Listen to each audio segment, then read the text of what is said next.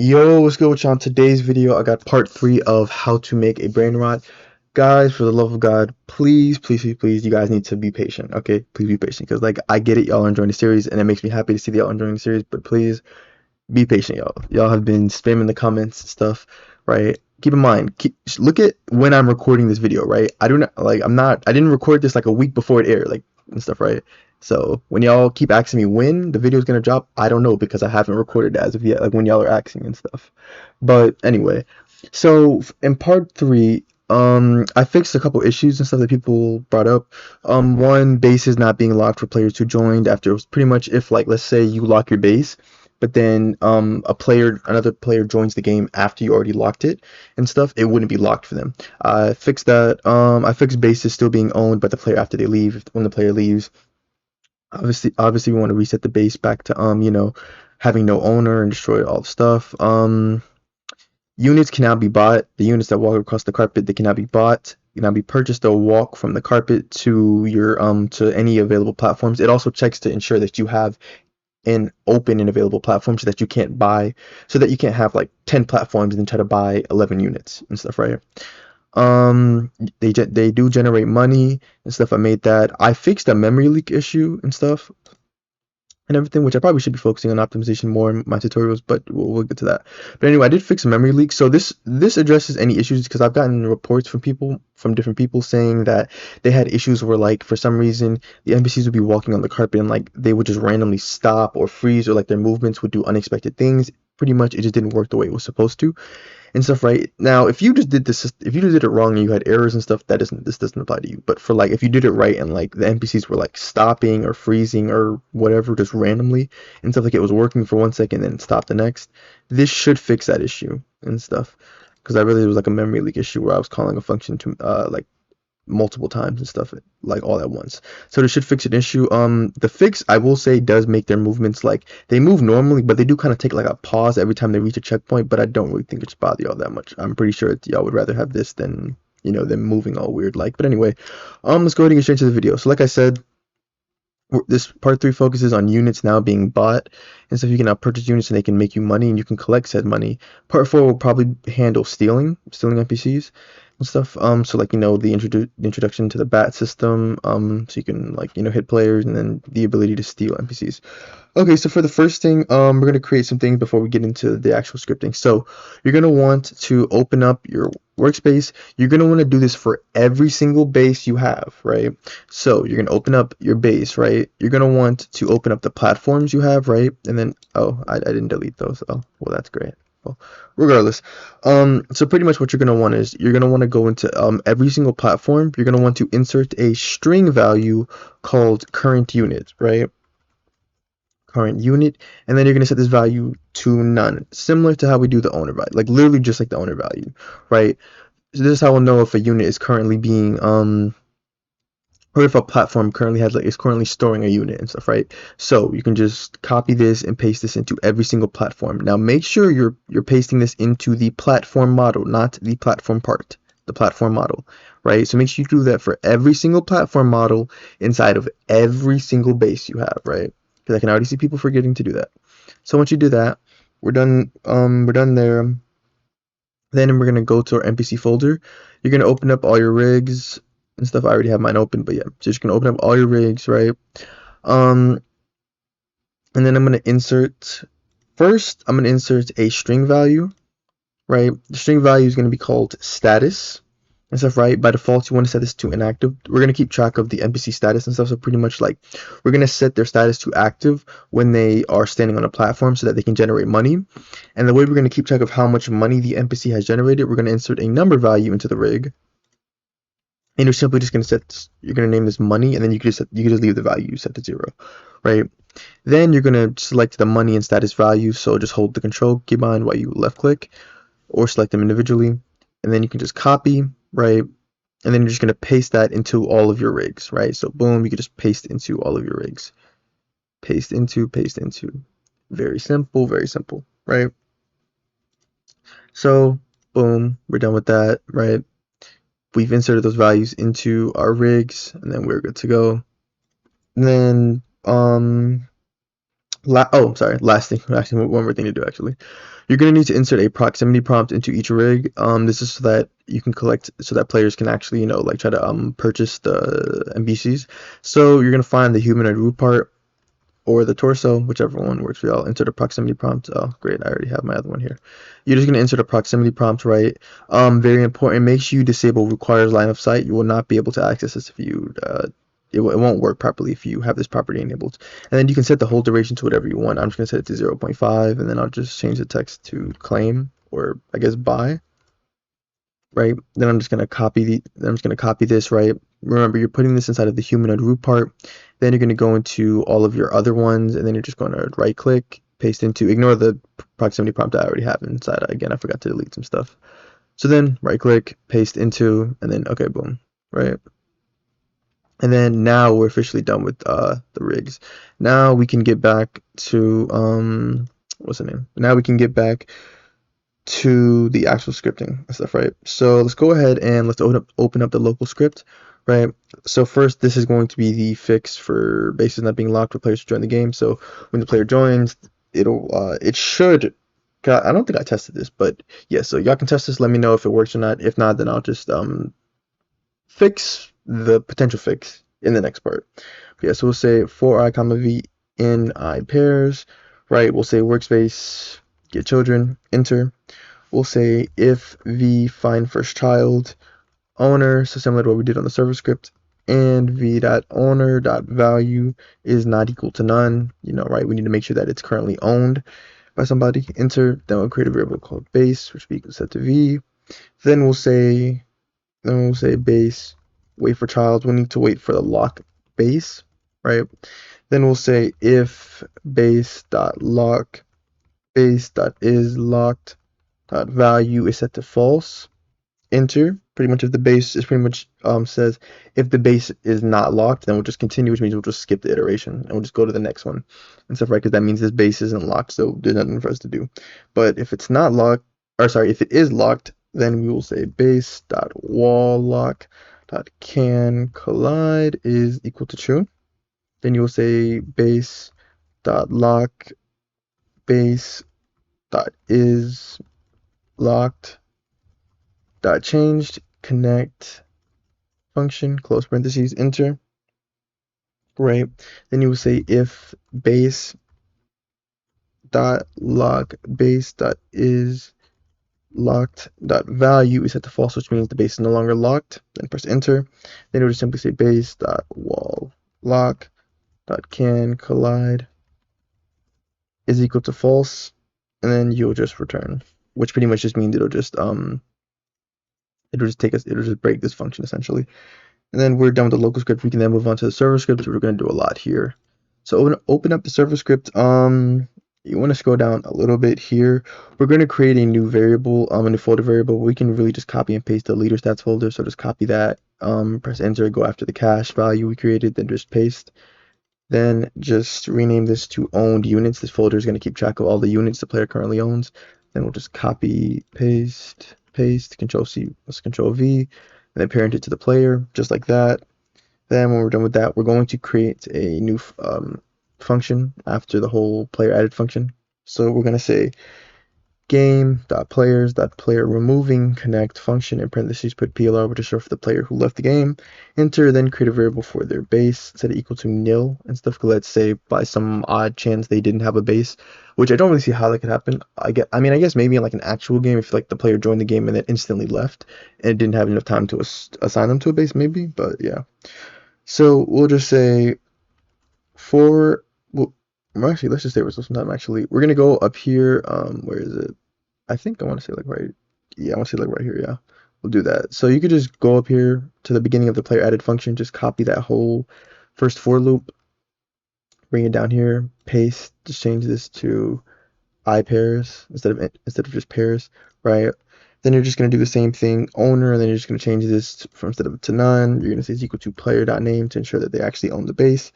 Right. Then we will say base. Then we'll say base is equal to v. Then you can replace these v's down here with the word base. So you'll just say base.owner.value will be set to none because again nobody owns it since the player just left. and then you'll just set the text to empty base, right? And then there's no need to add a break because there should only be, if a player does own a base, it would only be one, so it would only find one match. So then you're going to skip two ends, you're going to go after that for loop, then you're going to say if base, enter, so if the player does have a base, then you'll use another for loop, you'll say for I v in I pairs, and you will say base get children, enter, right? So we're just going to get all of the base of children because we're trying to get the platforms. Then we're going to say if string dot find v dot name, comma, then in quotation marks you're going to put platform. It is very important that it's spelled the same way, you have it here, right? This is so that it will get all the platforms, platform 1, 2, 3, 4, 5, 6, etc., right? We're going to get all those platforms. Then press enter, then you'll create a variable for our platforms. You will say platform is equal to v, right? Then from there you will say platform dot current unit. Remember, we just created that value. That value will be set to none, right? And you will say platform dot collector, and then we will reset the collector GUI. We will say collector GUI dot collect text. Text label dot text is equal to blank, and then we can really just copy and paste it. So just select it, copy, and then just go after that, Control plus V, paste it, and then we will change the collect text label to the money text label, right? And then after that, we will use if statement. We will say if platform. You'll just say if platform find first child rig. This is why I said it's important to just name them all rig. That means that they currently have a unit. If it does have a unit, then of course we want to do two things. We want to first say platform.rig .status.value is equal to inactive. This is so that it'll cancel the while loop that we're going to create in a little bit and stuff that generates the money. And then we'll wait 1 second so that it can do that, cancel that out. So wait 1 second, then we will destroy the rig, platform.rig destroy, right? So this clears out any NPCs the player had working for them and stuff, right? And then boom, we're done with the whole fixing bases that are still being owned by the player after they leave. So then we're gonna scroll down to after the where's the NPC? Oh yeah, you're gonna scroll down to the NPC move function, right? You're gonna go into the NPC move function. So this is right here. This is what I was looking for. So yeah, I realized this was the reason as to why the NPCs are moving so weird and stuff, is because pretty much this was being called like however many checkpoints you have. I have 18 checkpoints. This function was this function I should say was being called 18 times. So it was pretty much doing all of this 18 times all at once. Like there was no wait and stuff. So I realized it's actually pointless. There isn't a loop. There is no reason to have a loop. So you guys can just clear out the for loop. So just delete the whole first line for the for, then just delete one of the ends and stuff. Now be very specific. Do not touch these ends, right? You can either take away the last one or the middle one, right? I'd recommend just taking away the middle one, and then you can just select this, right click, and then just format selection, and then it'll format your code for you, right? So this is so that it only needs to go once, because I realized this is how the movement starts, and then this function will just handle the rest of the movement. So there's no need. So this should address the memory issue, which hopefully should fix the any issues anybody was having and whatnot. But yeah, so we'll just say move to checkpoint, and then we have our animation track AT play. We only play the animation track once now. Then the move to finish function. I believe, yeah, everything stays the same for this except one last thing. We just gotta add an if statement here, right? So before we increment the checkpoint number, we're simply gonna say if NPC find, so if NPC first, we gotta confirm. So find first child humanoid root part, and then you say and NPC dot humanoid root part dot proximity prompt dot enabled is equal to false. Oh my bad. Two equal signs is equal to false. And so pretty much what this means is, right, if the proximity prompt is disabled, what that means is someone just bought the NPC and stuff, right? So what this means is you want to cancel them like walking to their destination and stuff. Like that's gonna stop. So because we don't want them to, because that means it's gonna stop them from walking down the carpet, because now we're gonna redirect their movements to walking towards the player's platform on their base. So then you will stop the animation track. and then you will just return, and then it'll end everything and stuff. So yeah. Then after that, in between the NPC move function and spawn NPC function, we're going to create the generate money function, right? So we're just going to say local function, just going to say generate money, right? In parentheses, you're going to put specific NPC folder, comma NPC, comma assigned platform, right? Those are the three things we're going to need. Then press enter. Then you're going to say NPC. Remember, we had the money value, so you're going to say dot money dot changed connect function close parentheses enter. So whenever the money value changes, you're going to say assign platform dot collector dot collector dot collector what is it called, collector GUI dot money text label dot text is equal to then the money symbol in quotation marks dot dot dot, and you're going to say npc dot money dot value, right? You're just going to update that anytime it changes. Then you're also going to say assign platform dot collector dot touched connect function in parentheses put hit then enter, right? So pretty much this whenever a player is trying to claim their money. First, we need to make sure it is the player who actually owns the base trying to claim their money, right? Then let me just double check to make sure we are okay. We're good. So you're then going to say if hit dot parent dot name is equal to assigned platform dot parent dot owner, because keep in mind the platform should be this, and then we'll just parent, and then what should be the base, and then we'll just say dot owner dot value. Oh my bad, dot value. That's how it should be. Then press enter. Then you'll say create a variable for the player. So player is equal to game dot players find first child hit dot parent dot name. And then you'll say player dot leader stats. Wait, I spelled that wrong.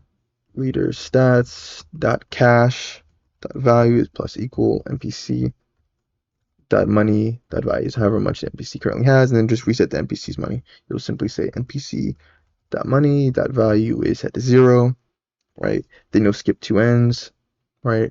After that function, you'll then set up the while loop to actually generate money. You'll say while NPC dot status dot value is equal to active. So we'll change this value from active to inactive, like whenever, of course, the player leaves the game. Obviously, whenever they sell the NPC, if they sell the NPC, or if someone comes to steal it, right? Then press enter. Then you'll just simply say NPC dot money dot value plus equal specific NPC folder. You'll say dot money per second dot value, right? Which is the value, remember, inside of each NPC, which is the money per second, right? Then you'll just skip a line and say task.wait. And then just put 1 second, because remember, it's money per second, right? But I mean, you can set this to whatever you want, but to be honest, it should just be 1 second though.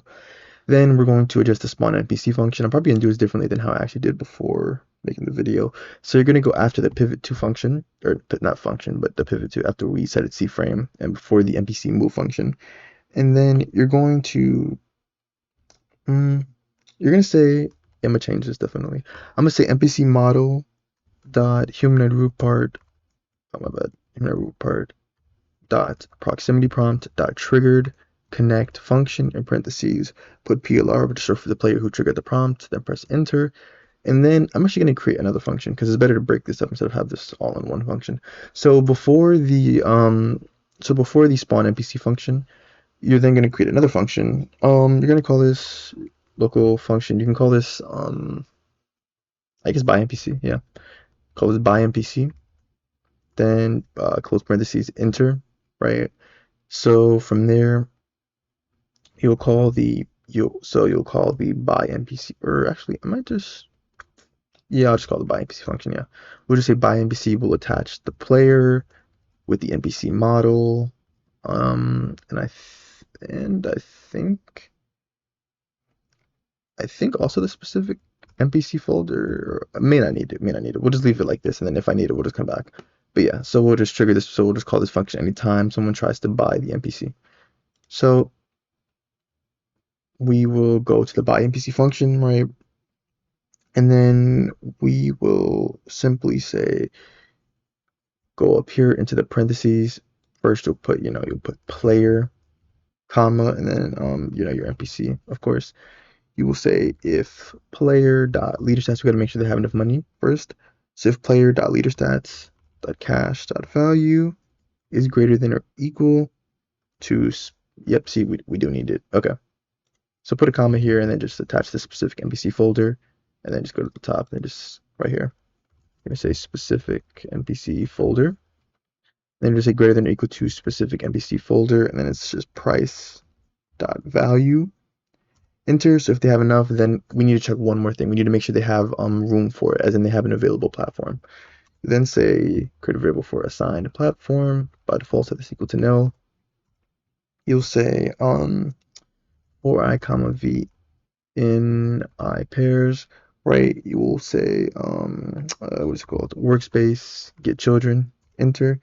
You'll say if v, we need to find their base. If v find first child owner, and v dot owner dot value is equal to player. Oh my bad, is equal to player dot name, right?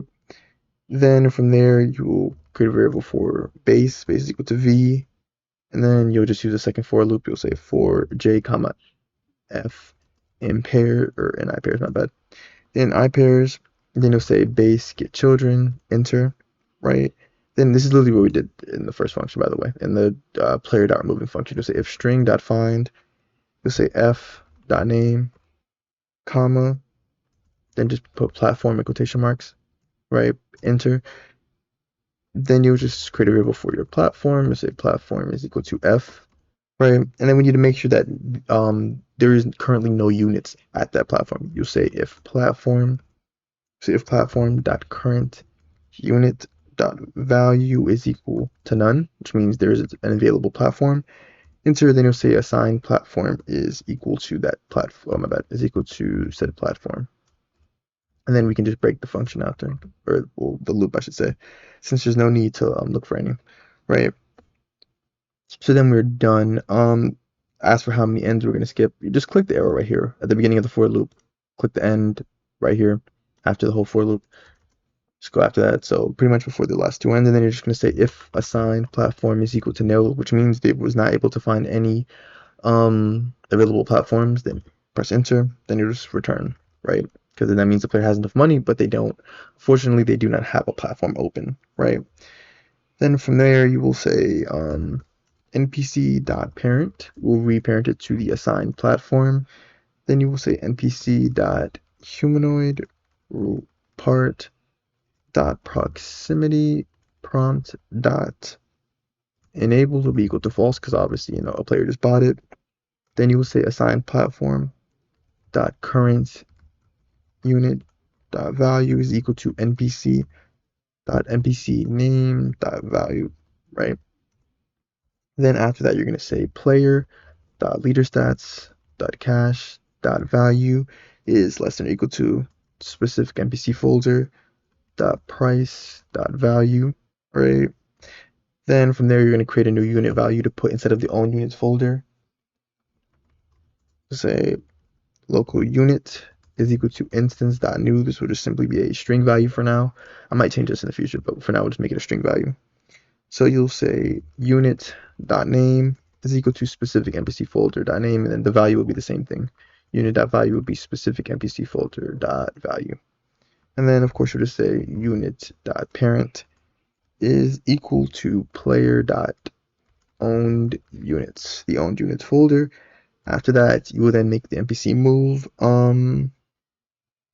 You will simply say NPC, just like we did before, you'll say NPC.humanoid move to, and then you'll say assigned platform dot position, right? Then after that, we will do the whole animation track thing. So at is equal to npc.humanoid.animator load animation in parentheses, and then you're just going to say npc model or npc dot walk animation place at animation track. Then after that, you're going to set up the function. You're going to say npc dot humanoid you're gonna say dot move to finished, connect function, close parentheses, enter. Once that's done, you're gonna say at stop. You're gonna stop playing the animation track because that means they've reached a platform. Now, this is very important because you will probably have to change how this works. So you will say NPC, you'll say NPC pivot to, right? And then you're going to say assigned platform. Because the thing is, if you just leave it the way it is, they're going to walk to the platform and probably be like facing the wall or something. We need to make sure that they're, facing this way and stuff. So you're probably going to have to change this for you. It won't be the same for you. You're going to say assigned platform, um, dot platform, dot C-frame, times C-frame dot new. So depending on how tall your models are, you might have to like make it so that like it kind of like pushes them above the platform a little bit, and then they'll just like it kind of like makes them jump essentially, and then they'll just come back down so that they're like standing on the platform and not like colliding with the platform or anything. So you'll just say -1, 2.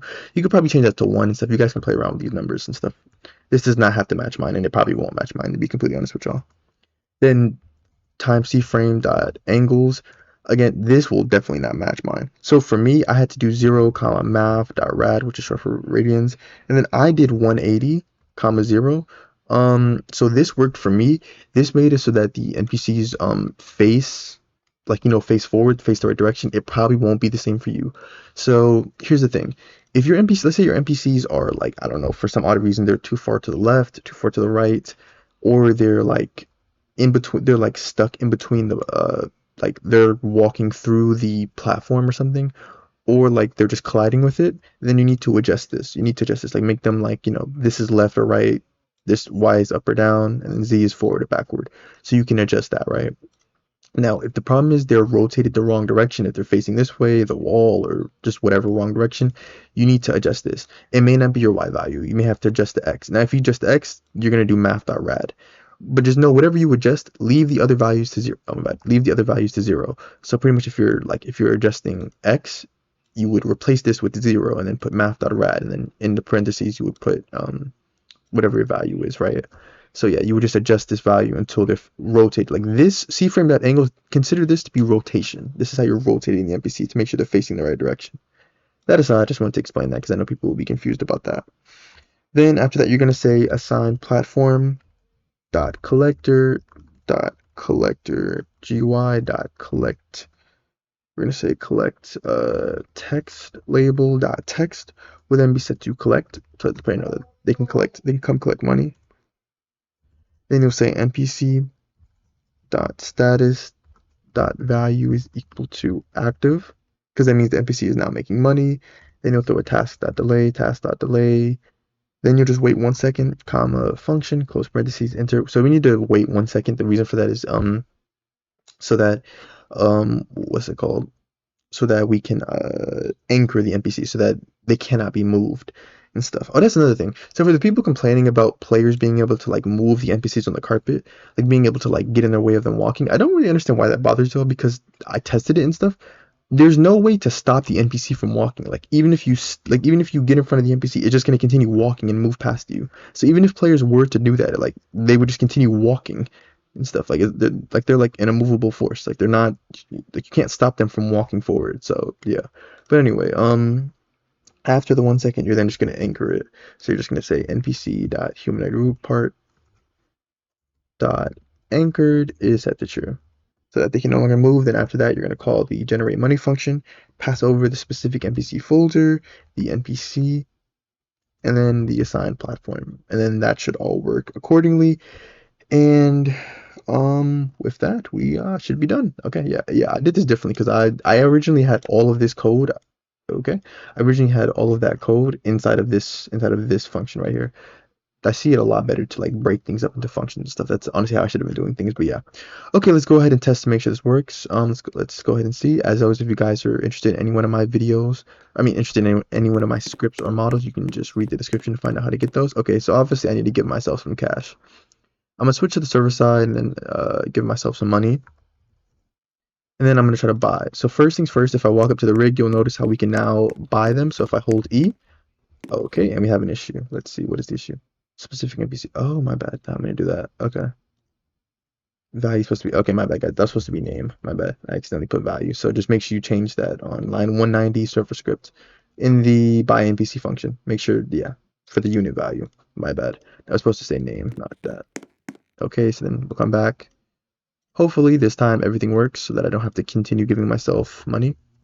And again, for people who don't know, if the NPCs are moving too quickly, all you have to do is just like obviously when you're not testing, you would just go to server storage, just go to the NPC model, adjust their walk speed. That's all you have to do is just change their walk speed and they'll walk slower. But anyway, okay, so okay, boom. As you guys can see, he changed his moving direction. He's now moving to the platform, and it took away the money from me. And then as you can see, like it like teleported him and stuff, right? But you can see he's clearly not really centered properly. Yeah, like yeah, all you would have to do is you would just need to adjust this, right? You just need to adjust this and stuff, right? But as you can see, the collect text label is now visible, and I can now collect money. And as you can see, I now earn the money, resets it to 0, and yeah. So now watch this. If I try to go, let me go buy another one NPC, right? So I'm gonna buy this NPC. Boom. You'll see, starts walking. And as you can see, he's shorter, so I have to make sure that he's above the platform. Now, if I try to go buy another one, watch what happens. You see, I can't buy it because I only have two. I only have two platforms, and they're currently taken up right now. So yeah. So I can collect the money and everything, and then that works good and everything. You just not be mod and memory leak issue. And the last thing was, oh yeah, so this is what happens when a player leaves the game. So if I switch to the server side and I force my player to leave the game by deleting the player instance, watch what happens. Empty base, and as you can see, yeah, it goes to an empty base and stuff. It totally clears the base out, and then that little delay is because it needs to ensure that the while loops stop running and stuff. That's why it updates their value and waits a second, and then it'll delete the NPCs one by one and stuff. So yeah, so there you go. So yeah, those are some bug fixes as well as fixing the bug fixes as well as making it so NPCs can be bought. If you guys find any other issues, or if you guys are still having issues with them moving and stuff, just let me know and everything. And yeah, if you just let me know whatever you guys want to see. Please be patient for the future parts and stuff. If you enjoyed the video, definitely leave a like and subscribe, and I will continue dropping more videos for this series as long as the series continues to get love and support. So yeah, thank you all for watching. I'll see you all in the next video.